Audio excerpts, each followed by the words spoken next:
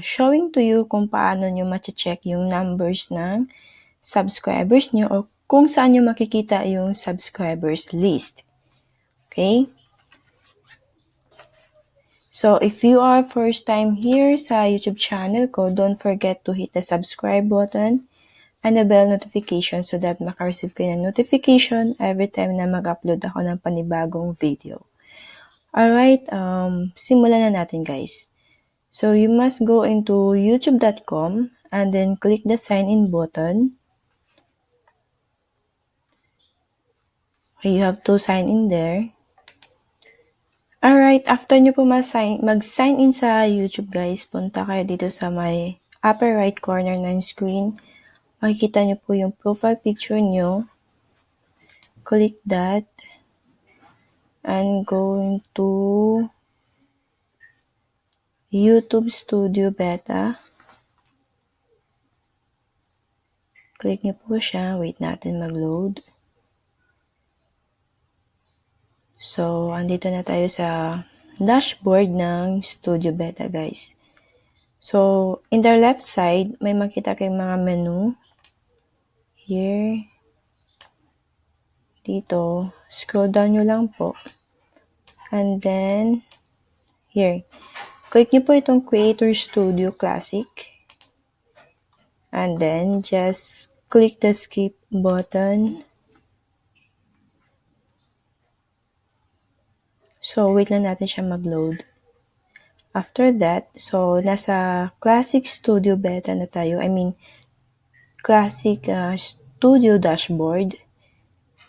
So, here, in the left side pa din guys, click the Community tab, this one. So, here we go. Dito nyo po makikita guys yung subscribers list nyo. Click nyo po itong subscribers. Okay, as you can see, makikita nyo po siya dito yung mga subscribers nyo. Okay? And guys, just take note, hindi lahat ng nakasubscribe sa channel nyo is makikita nyo. Lalo na kapag yung account nila is naka-private settings. Okay? As you can see here, only subscribers who share their subscription publicly are shown. Subscribers who have their subscriptions set to private don't show here, okay? Even if the account is subscribed to your channel. So, ayun guys. So, huwag kayong magtataka if the number of subscribers nyo dito is hindi equal sa number of subscribers list na nandito sa baba. Okay? So, ayun. And you can check here kung gusto nyo po ng recent, sino yung mga recent na nag-subscribe sa channel nyo. Makita nyo dito. Or gusto nyo dito sa most popular. Sa most popular, guys, sila itong maraming subscribers. Okay? From sa pinakamataas hanggang pababa ng mga subscribers. So, ayun.